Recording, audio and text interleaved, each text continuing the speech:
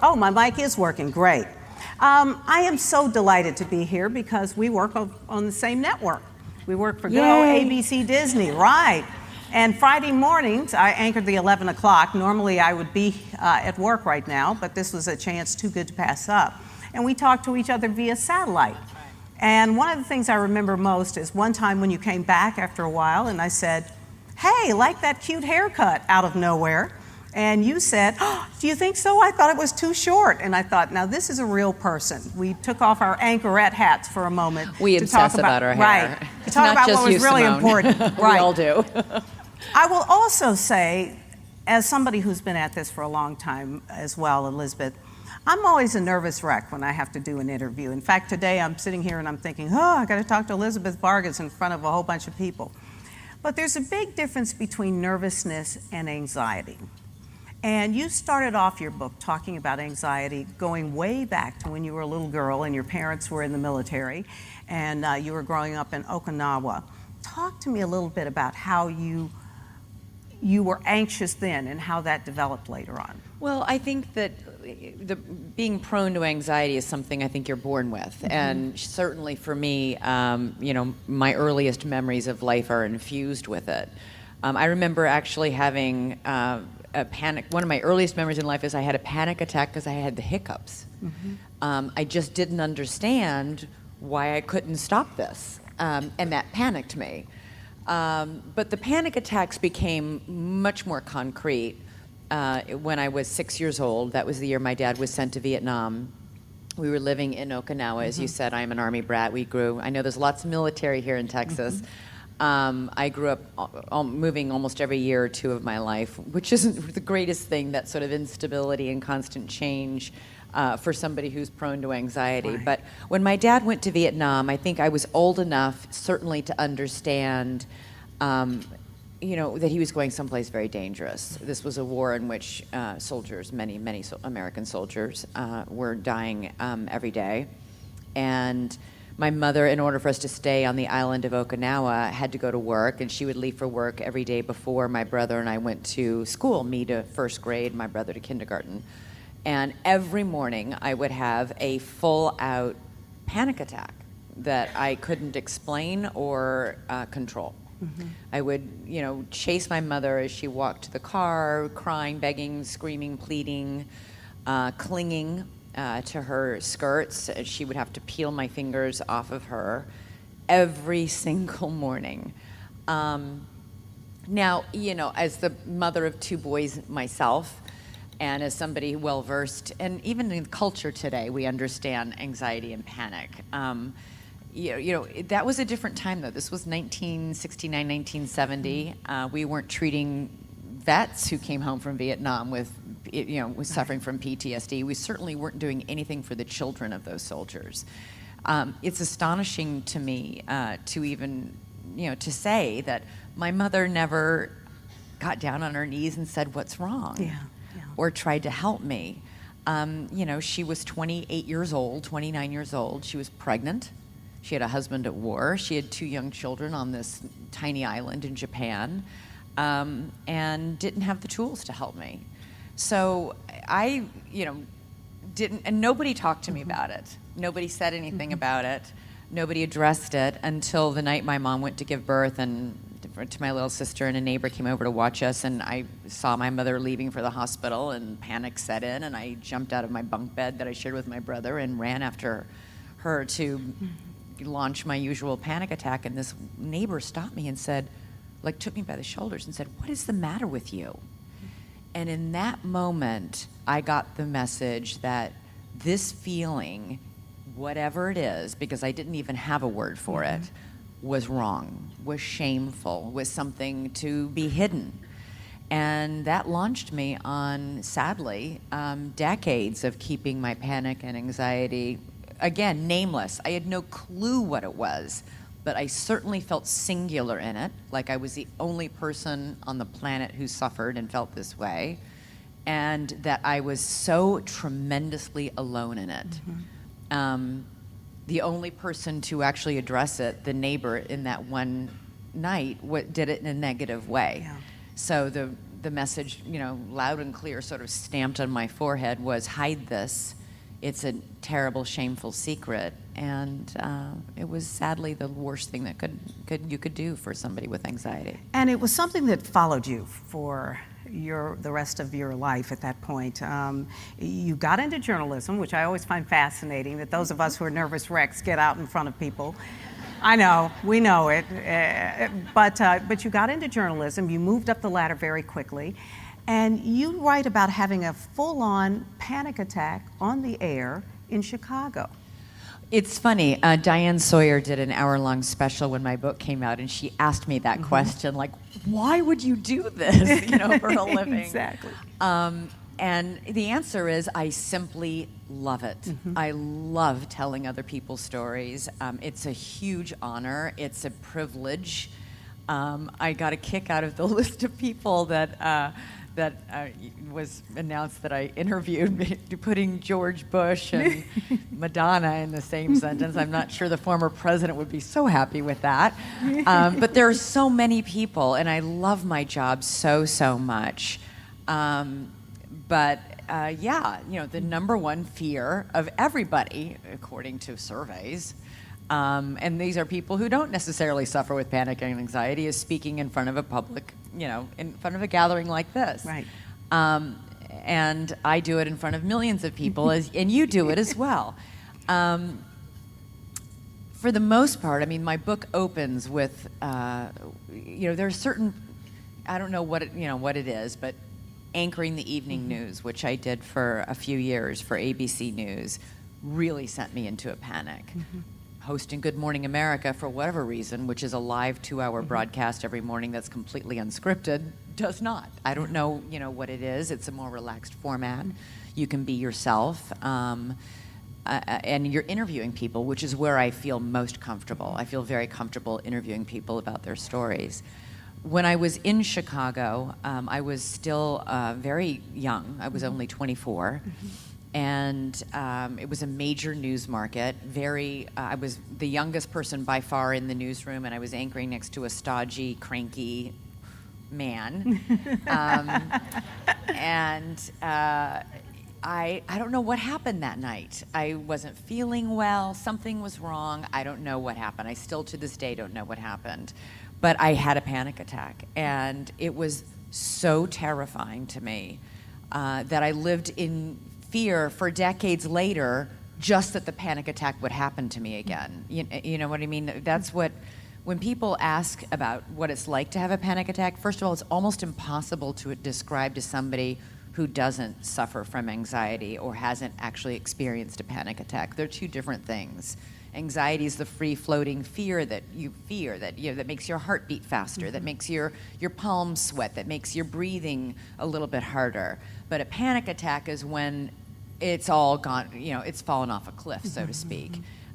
Your anxiety has hijacked your brain and your body and does not respond to thought or you've got the key to managing anxiety is stopping it before it reaches the panic attack.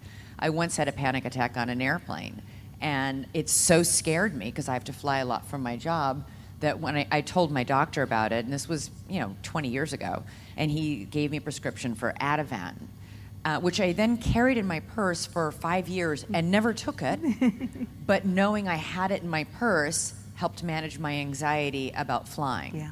So, that the panic attacks are very scary, and that one was scary. And I really only had that one in Chicago.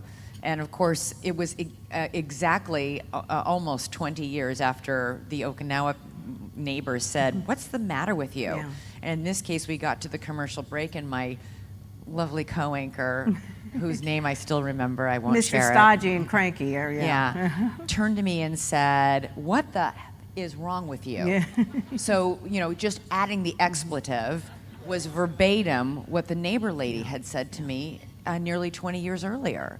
And so again, that reinforced that whole thing of I was mortified and embarrassed that this had happened to me. And again, that anxiety felt shameful and singular. Like I must be the only person, the only journalist in the world to feel this. And of course, that's not true. Well, I know when you started anchoring, especially the network newscast, that you really had to sort of psych yourself up before you went out. You said you didn't want to eat too much before. It's not psyching. That's managing the anxiety. Oh, so is that what it is? Yeah. Okay, but really sort of working through it. When did you discover that a glass of wine or a drink helped calm you a little bit? You know, I think it's funny. I spoke once to a therapist many years ago who asked me all about my childhood and, you know, the massive anxiety. Because as a kid, it was always panic. Mm-hmm. You know, it was the anxiety was always dipping and falling and tumbling over into panic. And he asked me, did you ever try and, you know, take any medication? Did you go see a doctor? Did you talk to anybody? And I said, no. He said, did you try alcohol in high school? And I said, you know, I dabbled in it in high school in Germany. It was legal because I was in Germany at the time. But I was always so afraid of losing control that I wasn't the drinker.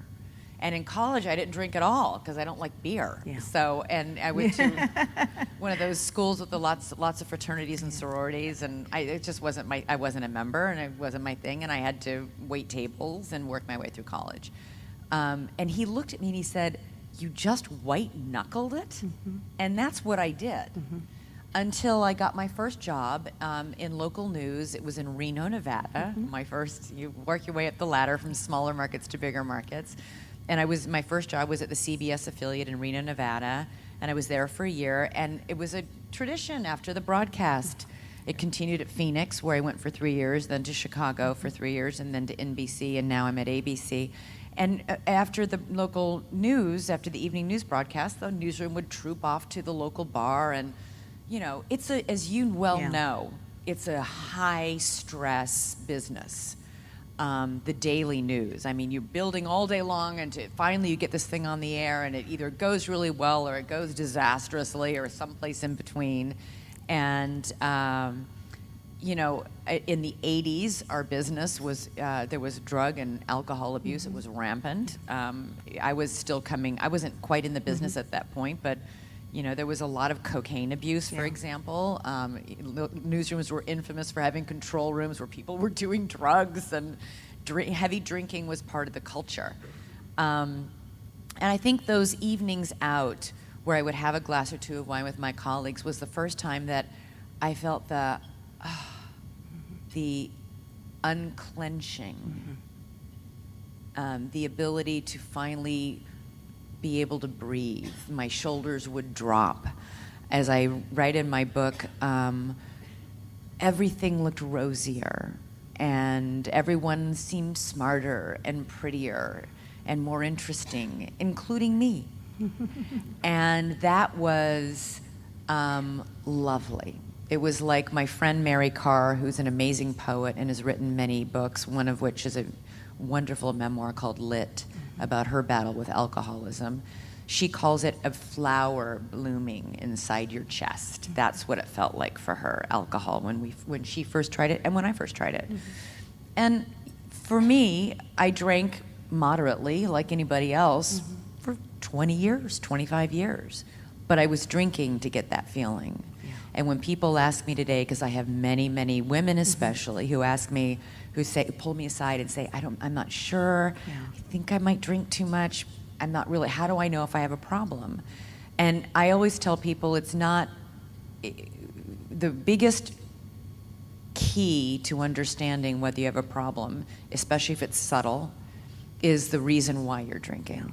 And for the longest time when I was drinking normally and moderately, I was drinking for a reason that I now recognize is a little warning sign. I had little warning lights flashing in my life for 20, 25 years that I paid no attention to, which was that I drank to feel better. I drank to not feel something. Yeah. And that's what gets you into trouble. Because if that anxiety, as it did in my life, gets bigger, and we now know from medical science and research that alcohol fuels anxiety. It initially works to soothe anxiety, but it eventually begins to boomerang and backfire and begins to fuel that anxiety. So the anxious person needs more and more alcohol for it to work. And at a certain point, it stops working altogether. And then you're in trouble. We know there's an enormous link between anxiety and alcoholism in women. 60% of women who are alcoholic also suffer from anxiety. It's only 35% of men. And doctors are now not only trying to figure out why, but recognizing this link and how difficult it is for anxious people to get sober. People who are anxious and alcoholic relapse on average 6 times before getting sober, because you take away the alcohol and the anxious person is left with their steroid-infused, alcohol-infused anxiety, which is even bigger than it's ever been in their whole life, and you've taken away the one tool that they unfortunately relied upon to manage it. So doctors are now in the recovery world trying to examine that link and understand which alcoholics are anxious and how to manage that anxiety in those first 3, 6, 9 months of sobriety so that they can get through that, their brain can reset, and that anxiety can come back down to manageable levels. Now, there were some people who told you had a problem, including your husband, Mark, who said... He was the only person. Yeah, who said, you may be drinking too much. Did you hear him? Was it just one of those things that at that point you just refused to believe? I heard him. I was mad. And he told me he thought I drank too much. And I was angry, but I cut back.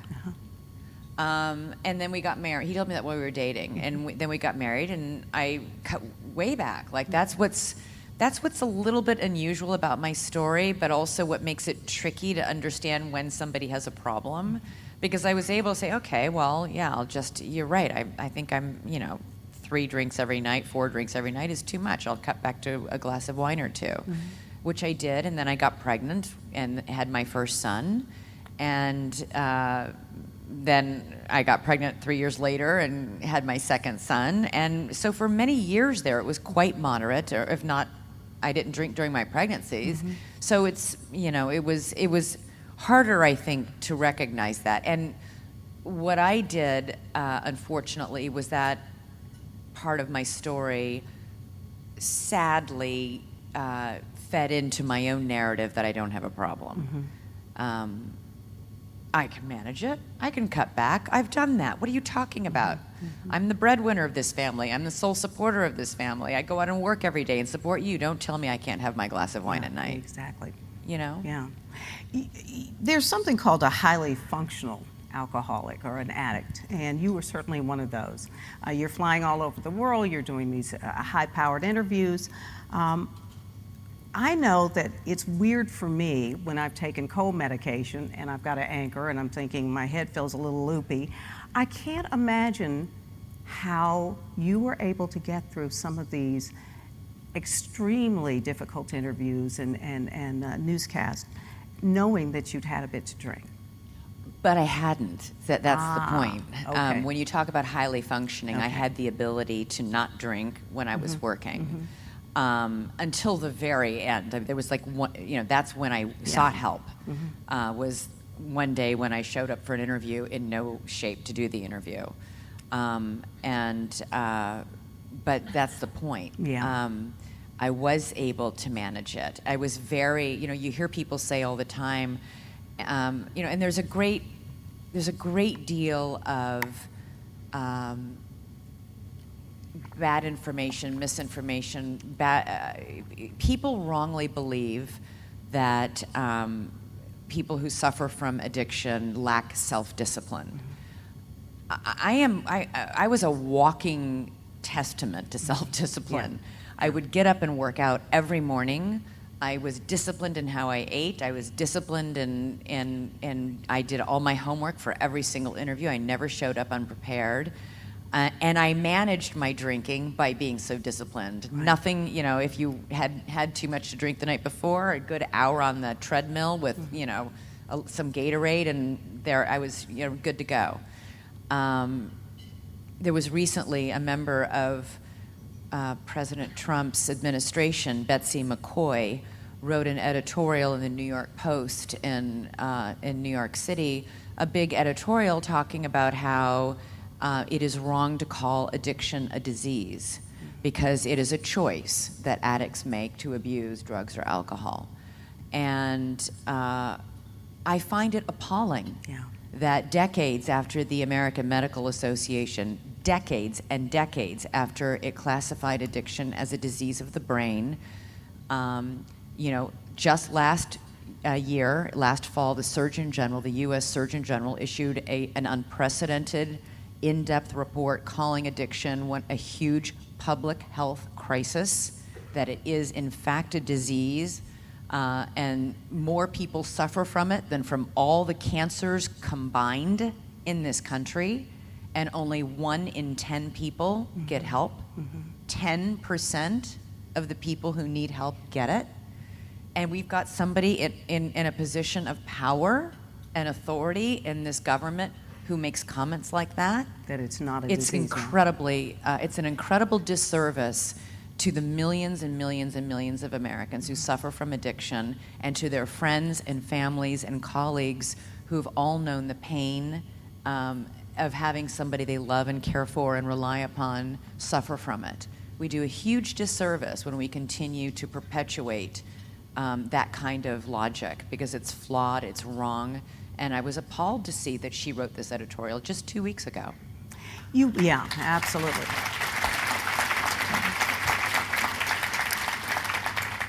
You went into treatment several times. Twice, yeah. You went into treatment. Why do you think it didn't take the first time? That's a hard question. I don't know. I think that I wasn't fully willing to completely admit that I couldn't control and manage this. I wasn't fully willing to give up that crutch. I didn't know how to. There were aspects of my life that were not working. My marriage was one of them, and that was not resolved. It's a complex thing that can be contributing to this real disease. And like many anxious people, it took me a few times to get it right. I still fall under the 6 average, thank God. Yeah. But I've known, I know people in recovery who've been to rehab 13 times before they can get it. And, I think that because we have so many people still who don't recognize that this is a disease of the brain, that they're like, well, I'm sorry, you didn't get it? Yeah. What do you mean you relapsed? Right. What? Right. And that's another part of the education and conversation we need to have, is that relapse is a part of recovery. The unicorn in the rooms of recovery is the person who tried to quit the first time and that was it. Yeah. That's unusual. Yeah. If it was that easy to quit, we wouldn't have a problem. So I think we need to be, and that's the thing that we need to help the friends and family of the alcoholic and the drug addict understand and be empathetic and support them, during this difficult process, to help them understand it doesn't always happen. There you go, you're cured. Yeah. You're never cured. Yeah. It's an ongoing issue. We just heard Simone talk about her program of recovery. Many people in recovery work programs and understand you have to work it every single day. It's changing your brain chemistry. It's understanding, all the different facets of recovery that can help you. For me, meditation also plays a huge part of managing my anxiety. That's the one question people ask me all the time, is how's my anxiety today? Exactly. And I'm happy to tell you it's the best it's ever been in memory, because it's no longer being fueled by alcohol. I'm no longer hiding from it with the alcohol. I'm dealing squarely with what makes me anxious. I'm not on medication. But a lot of it is understanding and recognizing which was a huge, I know it sounds ridiculous, but I couldn't believe I wasn't the only person who felt this way. Yeah. You know, I couldn't believe I wasn't the only person at ABC News who was insecure or worried or anxious or, you know, or fearful. And Did your coworkers know, do you think? No, that was the crazy thing. I was really, really good at keeping that hidden. And that actually hurt me in the long run. Yeah. Because I was speaking a few minutes ago before the lunch with a few people, and you know, I just gave the commencement speech at my alma mater at the University of Missouri, which is a fantastic school of journalism. And one of the things I told them in the commencement speech is, don't be afraid to reach out for help. Don't be afraid to say, I don't know, and ask somebody. And I don't know where I got the wrong-headed message that it was weak to ask for help, that I would be judged if I admitted I didn't know harshly. Yeah. That's crazy. Yeah. You know, you can only get better, and you can only get the help that we all need, not just me. A lot of people need help, and it's okay to ask for it. I want to ask you about something, because we've had substance abuse in my family and with friends, and sometimes it's difficult to understand if you're not dealing with that demon. And so on page 134, there's a paragraph here that I wanted you to read, if you don't mind, and it's right there. I don't have my glasses can you on, see it? so- Unless you want me to. I don't have glasses on I'll either. try. Since I wrote it, I should be able to. Believe it or not, I don't have the book memorized. Yeah. This is age, you know. I can't. It's crazy. If there's any doubt in your mind that alcoholism is a disease, know this. I would die for my children. I love them more than anything in the world, yet I could not stop drinking for them. I could not stop as the look on my husband's face morphed from dismay to disgust as he saw what I was doing. I could not stop to fix my marriage. I could not stop to save my life. I would not accept that I needed to do something dramatic to change this devastating trajectory. Yeah, that's it. Because for a lot of us who are standing on the sidelines watching, we don't understand. Is there a way to tell so many of the loved ones in this audience of addicts what happens? What happens to you that you realize, I'm screwing up my life, but I don't know how to stop, and how we can be of some help? But I think that's where the fact that this is a disease comes in, and you know, it's true. I wouldn't blink. I would die for my kids. I would lay my life down for my children. I would do anything for my children.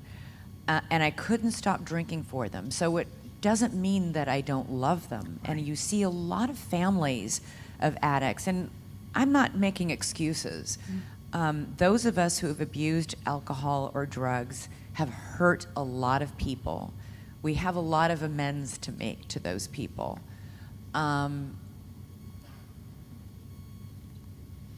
But people who are around the person who is suffering can sometimes take personally their inability to quit. Like, you mustn't, there was a person, Diane, the way Diane Sawyer works when she likes to screen internally and invited in, you know, people in recovery to watch the hour that she and I did. She's brilliant. And in one of the screenings, there was a gruff man who, because she asked me about that and we spoke about that, who, watching the screening, began to cry. And Diane was taken aback and she said, "What's happening?" And he said, "My mom was an alcoholic, and I've spent my whole life feeling she didn't love me enough to quit drinking. And listening to what Elizabeth just said made me realize that it had nothing to do with how much she loved me. It was that she really couldn't stop." And I think, you know, if that can comfort anybody who's going through the pain right now of wondering why their loved one can't or seems to, some people refuse to get help, you know. It's not because they don't love you. It's because they hate themselves even more in that moment. Yeah. And it's sadly true. Well, I'm so glad his recognition came to him, albeit late in life, and I think it helps for the rest of us to know that. I've got one or two more questions, but I wanted to see if there were some folks out in the audience. Yes, ma'am. How can we change the perception of mental health, mental illness, and educate more people about the condition of the brain, and that it is science, and it's not a choice? Did everybody hear that? She's saying, how can we change the perception of mental health, mental illness? And specifically, how can the media help us? How can the media, that darn media? Yeah. Well, I'm doing everything I can. It's interesting. My book spent several weeks on the New York Times bestseller list and just won an award. And my editor was in the audience when I gave my acceptance speech. And she didn't know this until I said this. And I said, I wrote this book and I turned it in. Then I spent every single night waking up at 3 a.m. thinking, oh my God, I'm making the worst mistake I can. All these horrible things are going to happen. I'm going to call in the morning and tell them, never mind, I'll pay back the advance. You can't publish the book. Not a single thing that kept me up at night happened. And I'm stopped nearly everywhere I go by people who pass me notes or say, my mother went through this, or my sister went through this, or I went through this. Thank you so much. And it still needs to be more. I was actually really happy to see Prince Harry, come out last week and begin his campaign with Kate Middleton talking about mental health, because we've done stories with the royal family. He was the train wreck, he was the guy out partying too late, getting into brawls, passing out in alleys. And, clearly we now know there was something deep inside him that he needed to address. The more people can talk about this, the more we can helpfully reduce the stigma. The reason only 1 in 10 people get help for addiction is because there's so much stigma around it. People don't understand that you're not just going out and drinking and taking drugs because it's a fun thing to do. Usually it's because there's something underneath it driving you to do that, something so destructive. For me, it was anxiety. For other people, it's depression. There's a whole variety of things that people can suffer from that can cause them to do something destructive. And, sadly, whether it's Betsy McCoy and her, incredibly irresponsible editorial that she wrote, or I was on, a Detroit radio station doing press for my book last fall, and the DJ, who's got a huge audience, said at the end of the interview, well, Elizabeth, I'm so glad you decided to stop drinking. And I said, well, thank you. But it's a disease, It's been, the AMA has said it's a disease for decades. And no, he said, my brother was an alcoholic. It's not a disease. He just chose to drink. And I was astonished and stunned into silence. And then I said, what happened to him? And he said, he died. And I was like, and I thought to myself, I hope somebody in his life was kinder to him than you seem to have been, by not understanding that he wasn't choosing to drink himself to death. So I think the more we can talk about this and encourage people to talk about it, and honestly, those of us even who don't suffer from addiction or any sort of anxiety or depression or any other mental health issue, just talking amongst ourselves about it. I was at a gala 2 years ago in New York City I'm on the board of a Casa Columbia. It's a treatment center for teenagers and adolescents.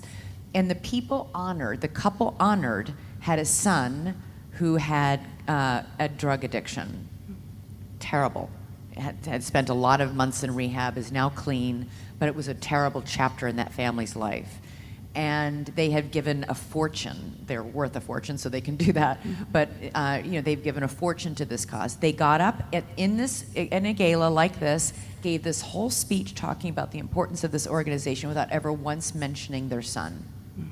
That was their choice. Yeah. They felt, for whatever reason, embarrassed and didn't want to talk about the fact that they had had this in their family's life. I was really honored to hear people here on this stage today be honest and candid about the tragedy that has fallen in their family about the fact that this strikes so many people, and unfortunately so many of us don't talk about it. And I think the more we can talk about it and withhold judgment of others, we're all so quick to judge people. You know, oh, they must be lazy, she's drinking too much. You know, oh, no self-discipline. Yeah. Here they're doing drugs. Or, oh, he lost another job, must be, you know, not a good worker. You have no idea what might be going on in that person's life. And if we all just showed a little less judgment and a little more kindness and talked more and shared more about the struggles. I thought I was the only one who felt all these things. Far from it. Yes.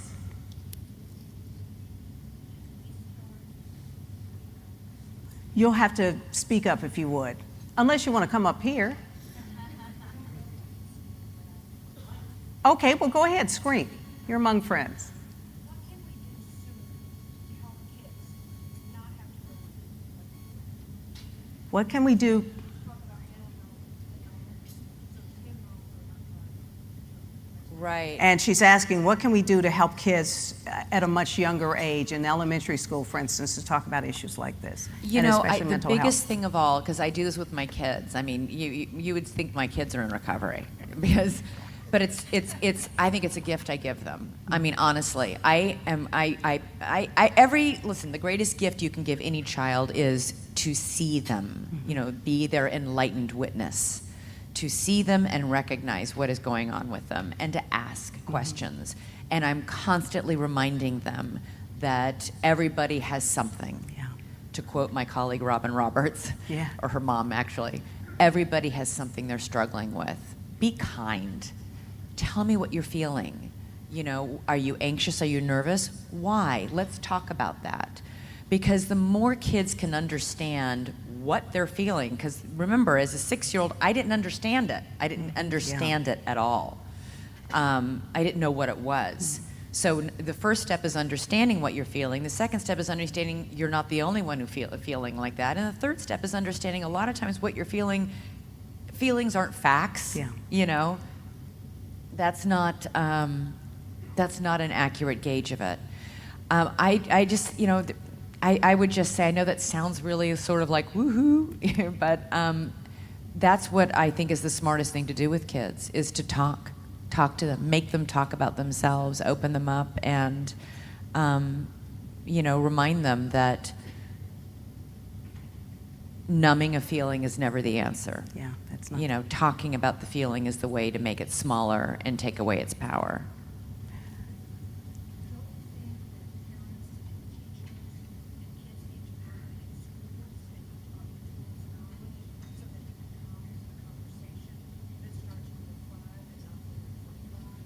Yeah, I think people should, absolutely. I know that we have lots of drug and alcohol education programs in schools, but I do think, I'm not sure there's going to, you know, I don't know that there'll be programs like that in schools. I think a lot of that, unfortunately, will fall on parents. But Okay. I would definitely say the earlier the better to start having those conversations with your kids. And you were able to have that conversation with your kids. I want to, and since I've asked you to read one thing and you had to hold the book out too far. Okay, I can do Are it. you okay? The next to the last paragraph in the book, I thought was perfect. Every day? Mm-hmm. Every day I make the choice not to drink, the choice to be present in every moment, even the difficult ones. And every night I thank God for another day of sobriety. I do not take it for granted, not now, when I've seen how quickly everything good in my life can dissolve in a glass of wine, never to be recovered. I am responsible for my own sobriety and my own happiness. I cannot expect other people to fix my problems or blame them when things go wrong. Learning that lesson has helped me take ownership of my own life again. It's not perfect. It's sometimes really hard, but it's mine, and it's up to me to make the most of it. And there is so much to be thankful for. It's fantastic and a wonderful way to end this conversation. I want to thank you so much for your courage.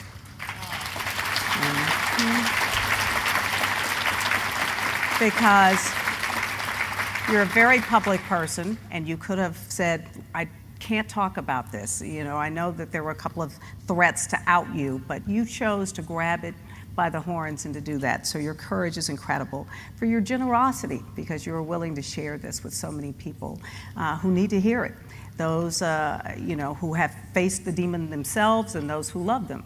And it's really important that you did that. So I want to thank you for that. Well, thank you, and thank you to everybody here for all your tremendous support of this important cause. It's really, been an amazing thing to learn about this clinic and everybody's support for it and all the amazing work being done. Well, and it's great to see you face to face instead of on a satellite window. That's really nice, I have to tell you that. Well, since my arms aren't quite long enough either, I do want to say nearly 62 million Americans are currently suffering with some kind of mental illness, and more than 1 million reside right here in the greater Houston area. So we want to thank you all for joining us for such an important cause this afternoon. That's what the young woman was asking about. Your support today has opened the conversation about mental health and raised vital funds to continue the mission of Menninger.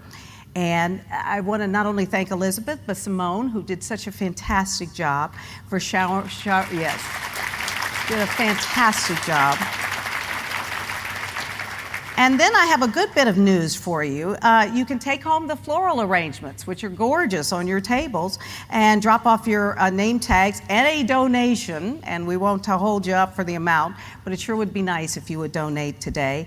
And I want to thank you all for allowing me to be a part of such an important afternoon and to get a chance to speak with Elizabeth one-on-one. But I also want to thank all of you all for being here and for sitting and listening so carefully and so with such love. And I hope as you deal with your own crises in your own families and with your friends, that this has given you some insight. So thank you very, very much. We appreciate you. You're welcome. You were awesome, girl. Finally.